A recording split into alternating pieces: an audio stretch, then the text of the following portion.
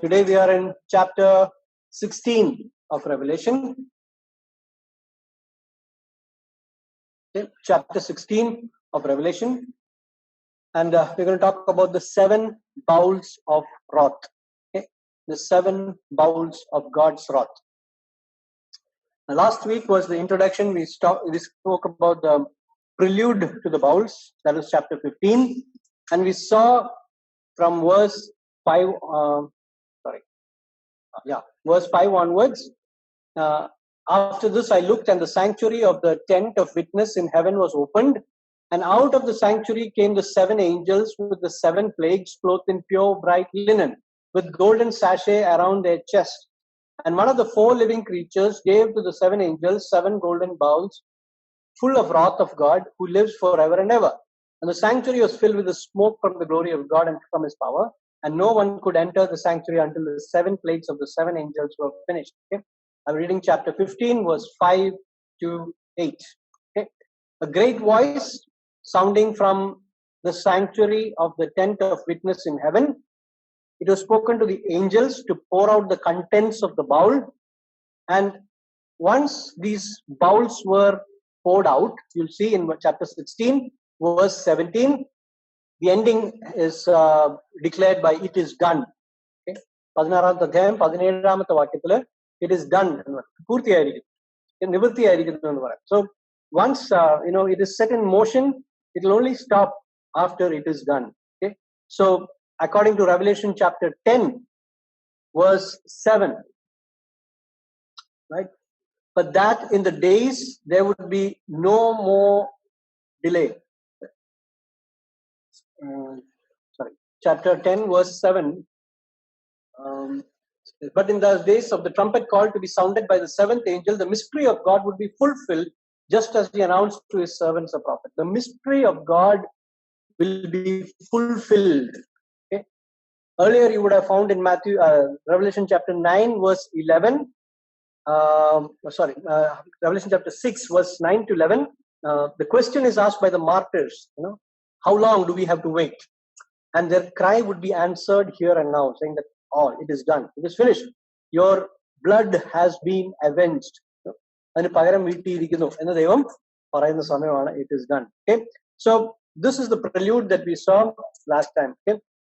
For those who are new to the study, I would advise you to keep your Bibles right next to your phone so that you can refer the Bible as we study it, and keep a notepad and a pen ready so that you can write down these references.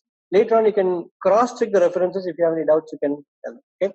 And always when you write down the references, write the numbers first and the name of the book last. Why? Because we remember the name of the book, but we'll forget the numbers.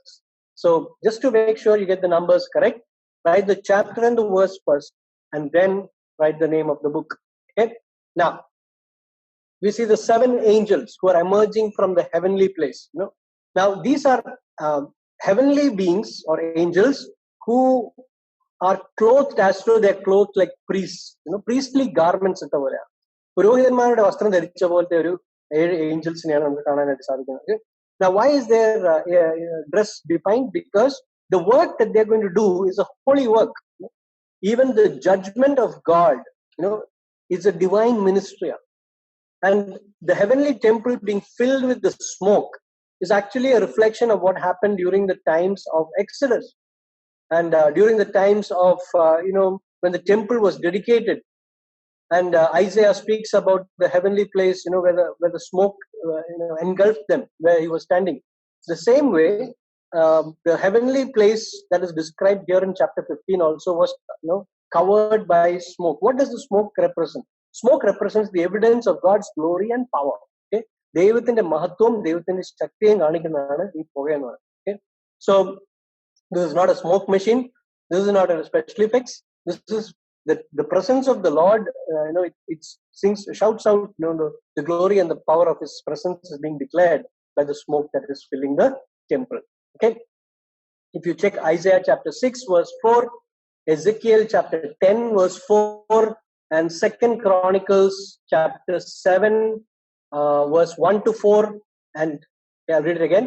Isaiah chapter 6 verse 4, Ezekiel chapter 10 verse 4, Second Chronicles chapter 7 verse 1 to 4 and Exodus chapter 40, 40. Exodus chapter 40 verse 34 and 35. Okay. Second Chronicles chapter 7 verse 1 to 4 and Exodus chapter 40 verse 30 and 34 and 35. All talks about how the glory and the power of the Lord was symbolic in the smoke that filled the temple. Okay. Now, next thing we see is that in chapter 16, we find each angel has a specific target, for the contents of the bowl that he is holding. Okay. ഓരോ മാലാഖ പിടിച്ചിരിക്കുന്ന ഓരോ ബൗളിനും ഒരു ലക്ഷ്യമുണ്ട്. Okay. It is aimed at a specific area or a specific target. Why? This is the final series of judgment. And it is going to be the climax of God's plan of judgment. Babylon is going to fall and Jesus Christ is going to return to the earth. Okay? അതിന് തൊട്ട് മുമ്പുള്ള final judgment ആയതുകൊണ്ട് each of these bowls are targeted at a specific area. Okay? So what is the first bowl? Then I heard a loud voice from the temple telling the seven angels, go and pour out on the earth the seven bowls of the wrath of God. So the first angel went and poured out his bowl on the earth. And harmful and painful souls came upon the people who bore the mark of the beast and worshipped its image. Okay, so verse 2 talks about grievous souls. Okay, it is breaking out on the skin, the painful, souls, and these caused a lot of pain for the people. Okay, now it is very similar to the sixth plague that was targeted at Egypt. If you remember, Exodus chapter 9. Verse 8 to 12, and Deuteronomy chapter 28, verse 27 and verse 35. Exodus chapter 9, verse 8 to 12, and Deuteronomy 28, 27 and verse 35. Okay. Deuteronomy 28, verse 27 and 35. Resembling the plague of Egypt, okay, which caused a lot of suffering during that time. Okay. Only those, it is specifically targeted at whom? It says, first angel will pour out his bowl, and harmful and painful came upon the people who bore the mark of the beast and worshipped its image. See, on a specific group of people who had submitted to the beast, okay, who have rejected the warning of the first angel. And Revelation chapter 14, verse 6, you hear the warning that is declared to the people. Revelation chapter 14. Verse 6. Then I saw another angel flying directly overhead with an eternal gospel to proclaim to those who dwell on earth, to every nation and tribe and language and people. So already the warning was given and they did not respond. So because of that, those who rejected this angel's call, Revelation 14, verse 6 and 7, they are the people who have to go through this suffering of the souls. Okay? So those who are submitted to the beast, how do they know that they are submitted to the beast? They have received the mark of the beast on their forehead and their hand. Okay, so here are the people who are suffering for that. So you would ask, who are these people? They are the rest of the people on the earth who are not believers. Okay? Those people who are believers are preserved by God. They don't have to go through this judgment. But those who have rejected the gospel and those who have rejected God's call for salvation and they have submitted themselves to the beast and received the mark of the beast, they are the people who are going to suffer these judgments. Okay, so Revelation 16, verse 10 onwards, the fifth angel was pouring out. When the darkness came, 10 and 11, they cursed the God of heaven for their pain and sores. They did not repent of it. So even the sores did not stop after the first bowl of wrath was poured out. It means this carried on even till the fifth vial or fifth bowl was poured out. Even at that time, the sores were troubling the people. So it's a long-term suffering that the people had to go through. They had to endure a lot of pain. It does not just disappear, and people were still in pain even on the time the fifth bowl was emptied. Okay, so what is the key over here? Key is that people, even though the pain was so severe, they did not repent. Okay? They are still in very great pain, but they will not repent. What does it mean? It means that if you're not won by grace, you will not come to the Lord at all. Okay? If you are not won by grace, you cannot be won over. You will never be won over. No? കൃപയുടെ കാലത്ത് നമ്മൾ രക്ഷിക്കപ്പെട്ടിട്ടില്ല എങ്കിൽ പിന്നെ ഒരിക്കലും നമ്മൾ രക്ഷിക്കപ്പെടത്തില്ല. It is very tough because the hardness of man's heart is so exceedingly great, the Bible says. It will not bow down or submit to the authority of God. Okay? So that is how dangerous our hardness of heart is. So the entire population will suffer painful malady. Why? Because it cannot be cured. അതിനൊരു പരിഹാരമില്ല, അതിനൊരു solution ഇല്ല, അതിനൊരു antivirus ഇല്ല. So pain which will dull their senses, pain which will numb them to sensitivity of other people's pain.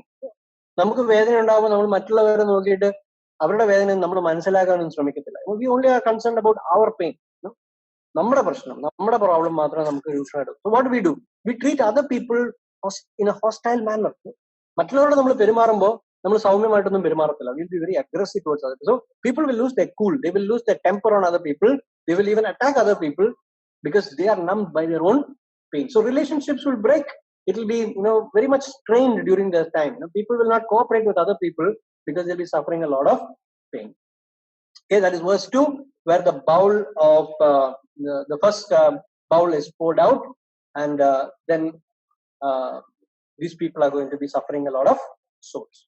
Then the next bowl, second, verse 3 onwards, the second angel poured out his bowl into the sea, and it became like the blood of a corpse, and every living thing died that was in the sea. The second angel poured out into the sea. Okay? The second and third are very similar because one is on the sea and the other one is on the fresh water. Okay? So God is attacking the waters. Okay? He's judging the waters. Now what about the water? How does it remind us about the plagues in Egypt? If you look at the plagues in Egypt, you will find that the first plague of Egypt was aimed at the Nile. No? So the same way how the Nile turned to blood, it is going to be for the seas. Okay? Like the blood of a corpse. Exodus chapter 7, verse 14 to 25 talks about people depended upon the Nile, and when the Nile became blood, it was horrible for them. It was suffering for them. But here we see that first the seas are affected. All the living creatures of the sea, they died. So it is going to be a very horrible time when all these dead bodies, of these living organisms will become dead, and the dead will start stinking, and all kinds of problems come because of the stink. And they will be washed ashore, and there will be a lot of problems because of this. Then soon after that, the third vial. The third angel poured out his bowl into the rivers and the springs of water, the fountains, and became blood. Okay. So the second vial turns the sea to blood, and the third vial turns the inland water, the river and the fountains. Now, if you look at this passage, it is very similar to that of the second trumpet judgment. Okay? Second trumpet judgment, 1/3 of the water became unusable. Same way, entire sea will be covered by blood. The third trumpet, inland waters were affected. It became bitter as wormwood, we saw. But this one means all the drinking water became blood. Okay? So why did God do this? Why is God affecting the water? Man can't survive without water.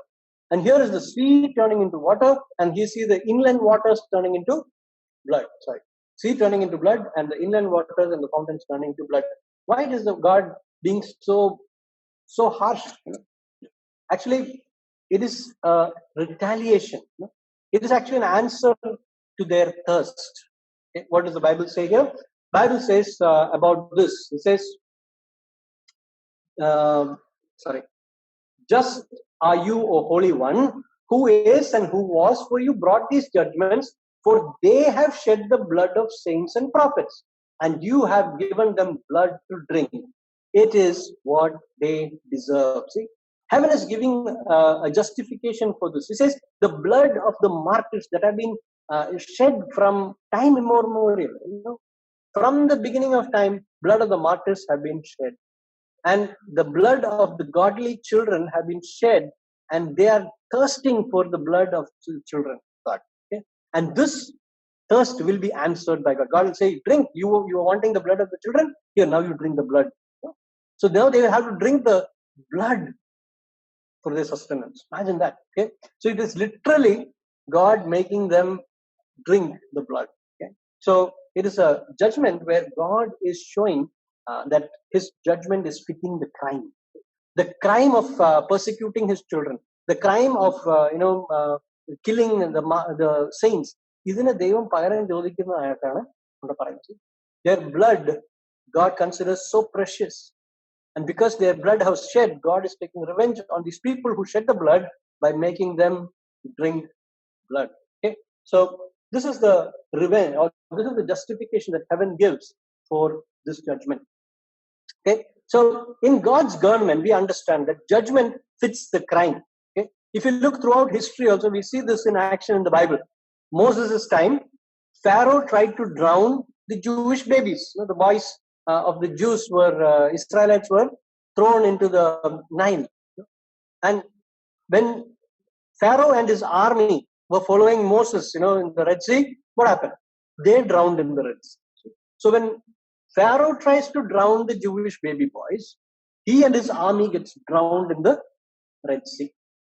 You'll see later on, in the book of Esther, chapter 7 and chapter 9, Haman was trying to get the Israelites to be, he was trying to get the Israelites exterminated, and he was trying to get Mordecai hanged. Okay.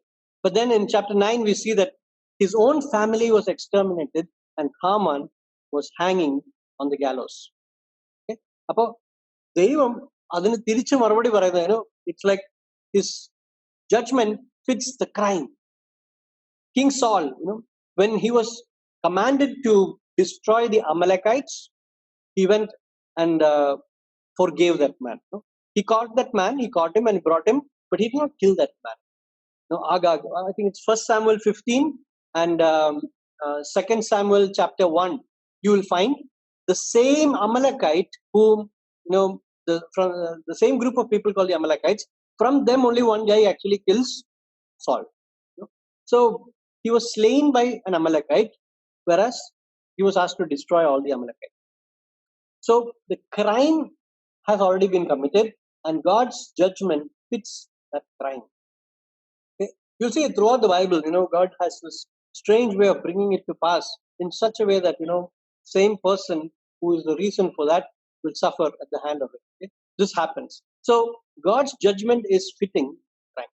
Verse 8 and 9 talks about the next while. The fourth angel poured out his bowl on the sun, and it was allowed to scorch people with fire. They were scorched by the fierce heat, and they cursed the name of God who had power over these plagues. They did not repent and give him glory. Okay? So great heat from the sun. All earthly life depends on the sun. Imagine when suddenly the sun's heat is increased. It is like an oven, and you have the knob of the oven in your hand. Stove in the oven, and the knob is the reaction is there on the flames. Same way, God has the knob of the sun in his hand, and he slightly increases the temperature. And what happens? The whole earth gets scorched. They're scorched by the fierce, and they curse the name of God. Imagine the heat. Chapter 8, Revelation chapter 8, verse 12, talks about the sun being dimmed. Okay. Revelation chapter 8, verse 12. The fourth angel blew his trumpet, and the third of the sun was struck, and the third of the moon, third of the stars, so that the third of the light might be darkened. Pragasham already dim ആക്കിയിട്ടുണ്ട്. ഇപ്പം ചൂട് കുറച്ചുകൂടെ ഒന്ന് കൂട്ടി. So, check Malachi chapter 4, the last book of the Old Testament. Malachi chapter 4, verse 1. It says, "For behold, the day is coming, burning like an oven, when all the arrogant and all evildoers will stumble. The day that is coming shall set them ablaze, says the Lord of hosts, so that it will leave them neither root nor branch." It is compared to an oven. The knob of the oven is in God's hands, and God increases the temperature. Now the heat is increased. Imagine, it is like a desert climate, and the temperature is going on increasing. there is intense heat. Now, always remember the previous verse said the drinking water has already been affected, okay? And the heat increases. So what happens to the thirst? The thirst doubles, triples. You get thirsty and you get struck by the sunstroke occurring. No, but the Bible is very, very alert in reminding us that they did not repent and give Him glory. Imagine that, going through all these troubles, God is increasing the heat of the furnace, but still they don't repent. Okay, verse 10 and 11 talks about the next while. The fifth angel poured out his bowl on the throne of the beast, and its kingdom was plunged into darkness. People gnawed their tongues in anguish, cursed the God of heaven for their pain and sores. They did not repent of their deeds. Okay. The next one, the fifth one, is the plague of the darkness.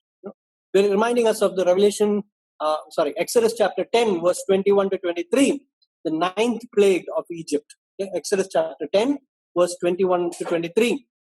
What is this darkness? It is not a worldwide darkness. It says here, it was on the throne of the beast, and its kingdom was plunged into darkness. Only where the beast was, his throne was, and his kingdom was affected. Okay? It is it's a reminder of chapter 9, verse 2 also. Right? Revelation chapter 9, verse 2 says, He opened the shaft of the bottomless pit, and from the shaft rose smoke like the smoke of a great furnace, and the sun and the air were darkened with the smoke of the shaft. So, along the lines of that, this is not a global darkening, but we would say that it is maybe where the throne is could be Jerusalem, it could be Rome. We don't know where the headquarters will be, but it is definitely going to be a thick darkness. Okay, now it is going to affect the popularity of the beast. Why? Because he can't control this darkness. The throne of the temple, if you look at Egypt, you will find during the time of Exodus, all of Egypt was affected, but the land of Goshen was not affected. Why? Because the land of Goshen is where the Jews live. Okay? So where his people are, they are not affected. And God makes this in a specific area covered with darkness. Chapter 16, verse 12 and 12 onwards, it says, the sixth angel poured out his bowl on the great river Euphrates, and its water was dried up to prepare the way for the kings from the east. And I saw coming out of the mouth of the dragon, and out of the mouth of the beast, and out of the mouth of the false prophet, 3 unclean spirits like frogs, for they are demonic spirits, performing signs, who go abroad to the kings of the whole world to assemble them for battle on the great day of God the Almighty. So, the river Euphrates, from Mount Ararat right down, the eastern boundary of Canaan is marked by the river Euphrates. It's a huge river, but the Bible says it is going to be dried up. Just like, some angels loosed during the sixth trumpet, Revelation chapter 9, verse 13, some demonic angels were loosed, an army of demonic horsemen were loosed. Here, 3 specific demonic entities were set free. Who are they? They look like frogs, coming out of the mouth of the dragon. They're very powerful. 3 unclean spirits. They perform signs. Go abroad to the kings of the whole world. What is the purpose of this? It is to entice them. It is to actually, it is to confuse them. And it is to help them assemble together an army. A gathering of armed forces. For what? For Armageddon. And it says, the river Euphrates has been dried up so that people who form this army can march all the way to Jerusalem or to where the headquarters of where the Jews are, where the remnant is. So they are going to fight against the Lord, and they are going to come to the valley of Armageddon. And they assemble there at the place that in Hebrew is called Armageddon. Verse 16 says that. Okay, so the river has been dried up so that they can cross over. Now, what is Armageddon? And what is this battle that they're talking about? Armageddon comes from 2 Hebrew words. Har, Megiddo. Okay? ഈ രണ്ട് വാക്കുകൾ നമുക്ക് Armageddon. Har Megiddo. What does it mean? Har Megiddo means hill of Megiddo. Megiddo means a place of troops, army, or a place of slaughter. Okay? A place of troops or a place of slaughter. Adana Megiddo ennulla vakkinte artham. So hill of Megiddo is what Har Megiddo means. There is, if you think that there is going to be a final great battle, there is no great battle actually. The Bible does not say about any final battle like that. Okay? It is actually called the supper of the birds. You can find it in chapter 19, verse 17 to 21. God calls all the birds of the air and comes and tells them to come and eat the flesh of the armies that have been killed by the word of his mouth. The sword proceeds from his mouth and he kills every single one of them. Without even a big fight or a war, every one of them is destroyed. But the gathering is happening here. Okay? Gathering is happening here. They are all joined together and they come as one huge army.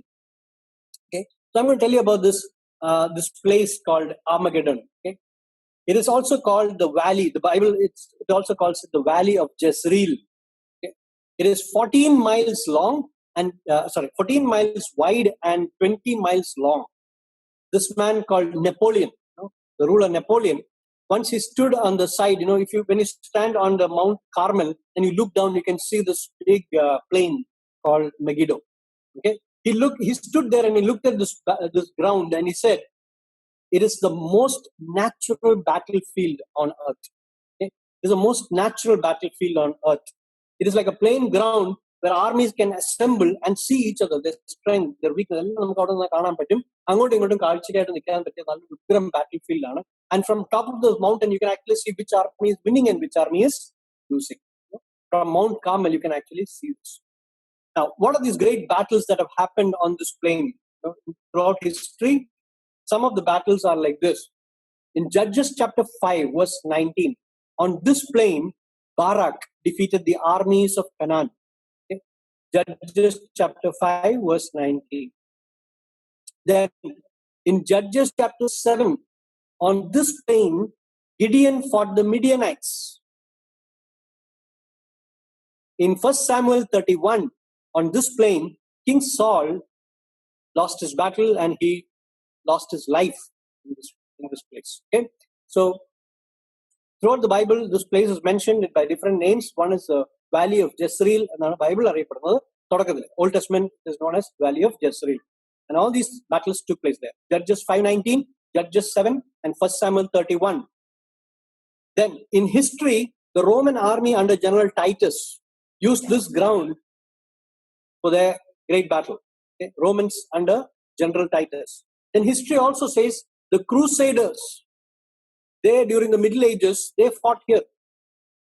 And one of the last battles that was in this place is 1917, when the British army under General Allenby, they defeated the Turkish army on this ground.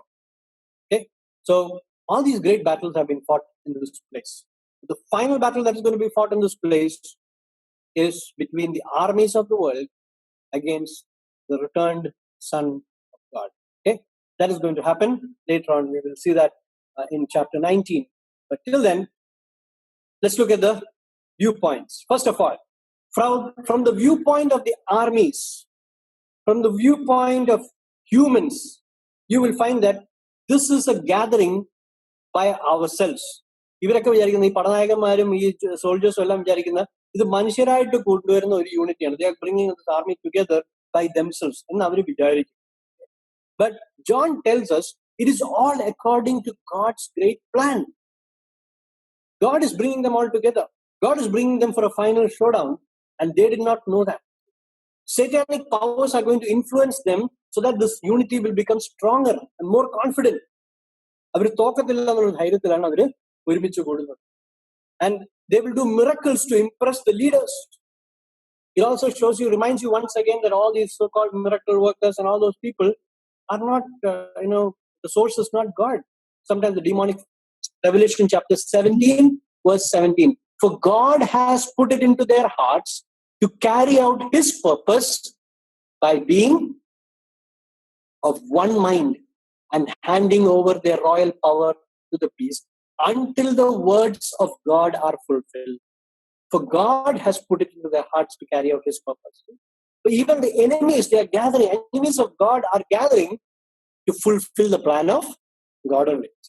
So that is how God is going to fulfill the plan. Behind the scenes, it's going to work. All these people are going to think that they are bringing themselves together, but it's actually the Lord's plan put into motion. So all of them are going to fulfill the will of God. You will find this battle, a little bit of the glimpses of the battle you will find in the Old Testament, in the book of Zechariah, chapter 12, chapter 14. Zechariah chapter 12 and chapter 14. And the book of Joel, chapter 3. All of these passages are talking about this great battle. The preparation for this battle is going to happen in these chapters. Okay? Zechariah chapter 12, 14. Chapter 12 and chapter 14. And Joel chapter 3. Now, verse 17 to 21. The seventh angel poured out his bowl into the air, and a loud voice came out of the temple from the throne, saying, "It is done."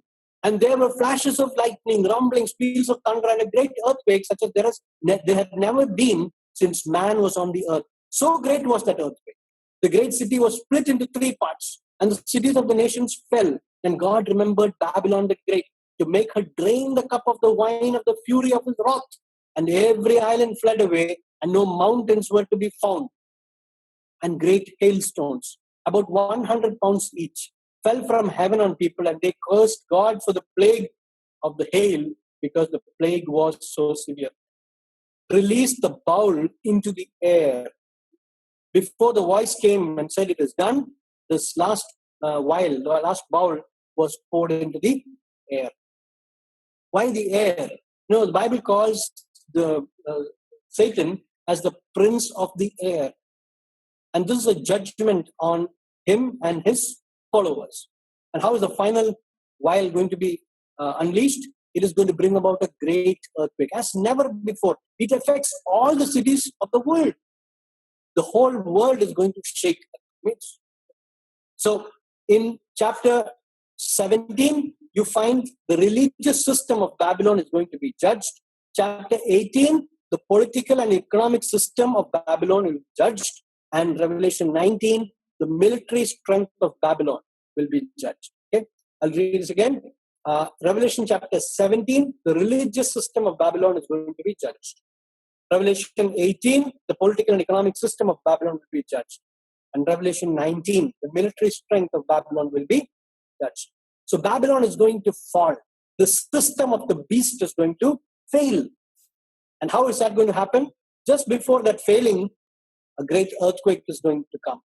And along with the earthquake, there is going to be a hailstorm. Each of the stones will be of great heavy weight. It's going to fall and destroy all the man-made structures. All the things that man is so proud of, the skyscrapers and all those things are going to be destroyed by the great global hailstorm. Okay.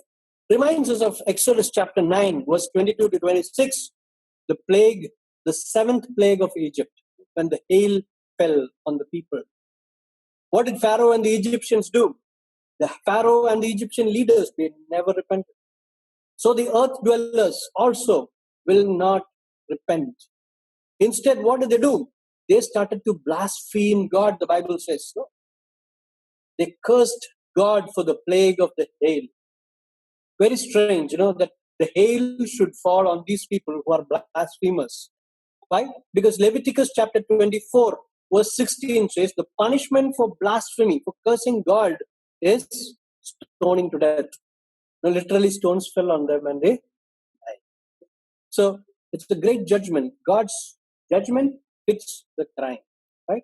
So, a great hail is going to seal up what the earthquake left behind. So, during this time, you might ask this question, what happens to the 144,000? We already saw Revelation chapter 14, 1 to 5. They have safely reached Mount Zion. And what are they doing there? They will be praising God. Martyrs, Revelation chapter 15, 1 to 4 says the martyrs will be in glory and they will be praising God. So God protects his people and they will all be standing at that time and they will be praising God. But people on earth will be blaspheming and cursing God. So, As we wind up this chapter, the last verse that I want to focus on is verse 15. We missed that, remember? Verse 15 says, "Behold, I am coming like a thief. Blessed is the one who stays awake, keeping his garments on, that he may not go about naked and be seen exposed." My Bible actually put it into a brackets. What does it mean? It is an exhortation, not for the people of those days, but the people of now. ഇന്നത്തേക്കുള്ള നമുക്ക് വേണ്ടിയിട്ടുള്ള ഒരു സന്ദേശമാണ് verse 15. "Behold, I am coming like a thief." Where do you find that? You find it in the book of Thessalonians, when God says, "I'm going to come like a thief." It is the coming of the rapture. And it says, "Blessed is the one who stays awake. Blessed is the one who keeps his garment on, so that he will not be ashamed." So God is telling, when he's going to come like a thief, keep watch. Keep your garments on. Your nakedness should not be seen by others. You should not be ashamed. So, be ready. That's what the Bible says. His return can be at any moment. Be ready. Keep your lives clean. Keep watch and be faithful. Why? Because the nations are going to rage. In every generation you will find this. In every generation, the nations rage against the Lord. Psalm 2, verse 4 and 5. സങ്കീർത്തനം 2, 4, 5 വാക്യം. It says, "He who sits on the heavens laughs. The Lord holds them in derision. Then he will speak to them in his wrath and terrify them in his fury, saying, As for me, I have set my king on Zion, my holy hill." Why do the nations rage? Verse 1 says, "And the people plot in vain." See, nations are raging against God. They are plotting against him. Every generation, the devil raises up, something like a beast that opposes the commands of God. A thought or a system, something that comes up that raises its voice against the holy throne of God. And what happens? There will be a false prophet, some power that will actually draw people astray away from God. Every generation faces this. And what does God do? God reminds them that my coming is imminent. It is going to be soon. Keep watch. Keep alert. Keep your garments on. Keep yourself clean. Why? Because when I come, your nakedness should not be exposed. You should not be ashamed. That is the concern of the Lord. So put your garments on. The holy garments that he has put you on. Keep it on. Keep yourselves clean. Walk faithfully. God is reminding us. Because his return may be any moment. Okay? It's an exhortation for us to be. Why? Because he's going to come like a thief.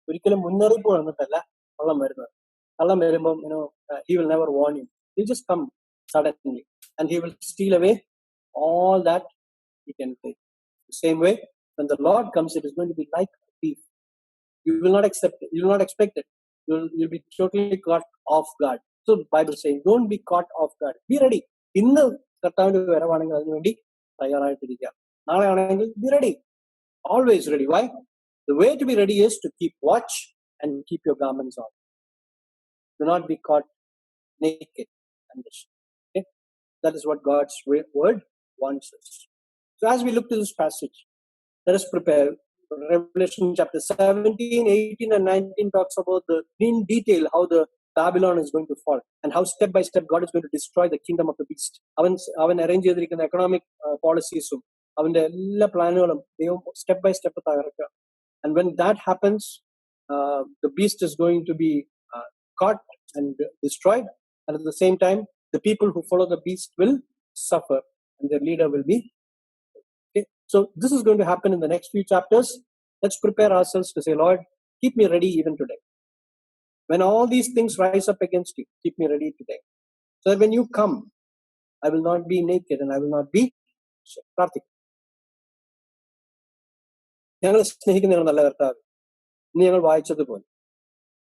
Everything that you have promised in this book will come true. Father, we know that you are exhorting us to help us to remember that we have to be prepared. We have to be prepared for your coming. Even if it is tonight, we have to be ready. Teach us, O Lord, how to keep our garments clean and pure. without defiling it from the stains of the world. And Father, to keep ourselves pure as the bride of Christ. So when you come, O Lord, and we hear the trumpet, we will all be transformed by the twinkling of an eye. We'll be caught up with you. Help us to be ready. We give you praise and we give you glory.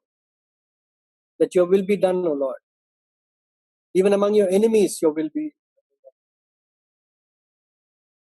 In Jesus' name we pray. Amen. All right, so we have finished chapter 16 of Revelation. Next week we're going to do 17.